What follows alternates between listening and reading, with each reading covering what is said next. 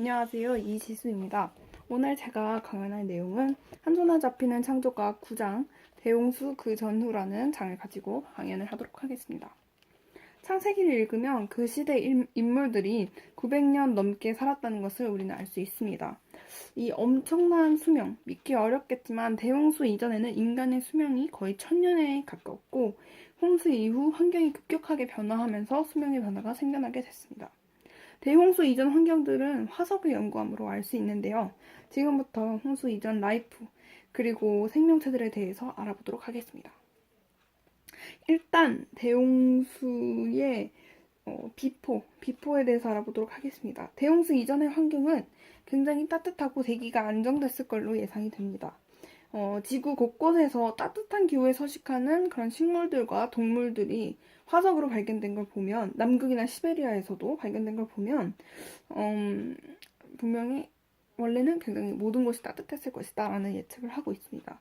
진화론은 이거를 이제 대륙이 이동해서 그렇다, 화산 활동이 풍부했으니까 따뜻했을 것이다 라고 이렇게 얘기하지만, 사실 대홍수라는 것을 이제 기반으로 설명하면 훨씬 더 쉽게 이해가 되고 설명이 될 수 있습니다.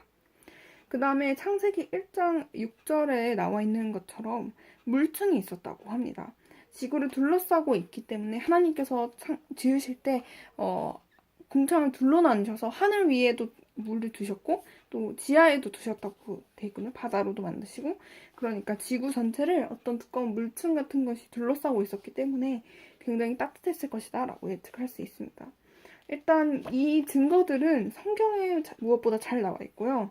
그 다음에 화석을 보면은 지금 악어의 3배 크기 되는 그런 화석도 발견됐다고 하고, 또 거대한 잠자리나 소 같은 걸 보면은 분명히 지금보다 환경이 훨씬 좋아서 발육 상태가 훨씬 더 좋았을 것이다 라고 이렇게 이해해 볼 수 있습니다.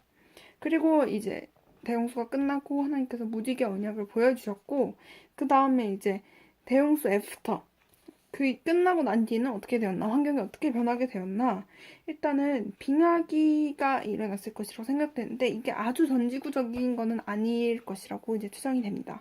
그래서 아까 말했던 그 물층 하늘 위에 있는 그 궁창이 파괴된 이후로, 대홍수 때 이제 그게 없어진 이후로 온도가 급격히 떨어졌을 것이고, 그것 때문에 이제 빙하기가 시작됐을 것이다 라고 얘기를 하고 있고, 그리고 성경에 보면은 큰 기품의 샘이 밑에서 터졌다고 하는데, 이 큰 기품의 샘이 터지면서 물이 나오면서 이것이 수증기가 되었다가 이제 물층이 없어지고 온도가 낮아지면서 눈이 되어서 내렸을 것이다. 그래서 이것도 역시 빙하기에 큰 영향을 미쳤다라고 그렇게 합니다.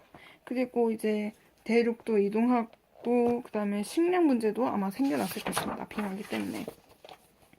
따라서 인간의 수명이 줄어들 수밖에 없었겠죠. 일단 아까 말했듯이 물층이 파괴됐기 때문에 생명체에 유리한 환경이 이제 더 이상 존재하지 않게 되었을 것입니다. 그리고 이 물층이 파괴되면서 우주로 들어오는 방사선이나 자외선 지수가 굉장히 높아지면서 유전 정보의 손상 그리고 돌연변이를 일으켰을 것이라고 생각해 볼 수 있습니다. 그리고 또 밑에서는 큰 기품의 샘이 터졌기 때문에 이 큰 기품의 샘 역시 지각 변동을 일으켰고, 또 이 때문에 지하에 있는 방사선 물질들이 터져 나오면서 또 역시 우리의 유전 정보에 손상을 주었을 것이다 라고 예측해 볼 수 있습니다. 그리고 아무래도 하나님께서 이제 육식을 허용하시기 시작하셨기 때문에 식생활도 육식도 가능하게 되고, 그렇게 되면서 식량도 부족해지고, 그래서 어쩔 수 없이 이제 육식을 하게 되고, 그런 문제들이 생겨났을 것이다 라고 이제 대홍수 이후의 삶을 예측해 볼 수 있습니다.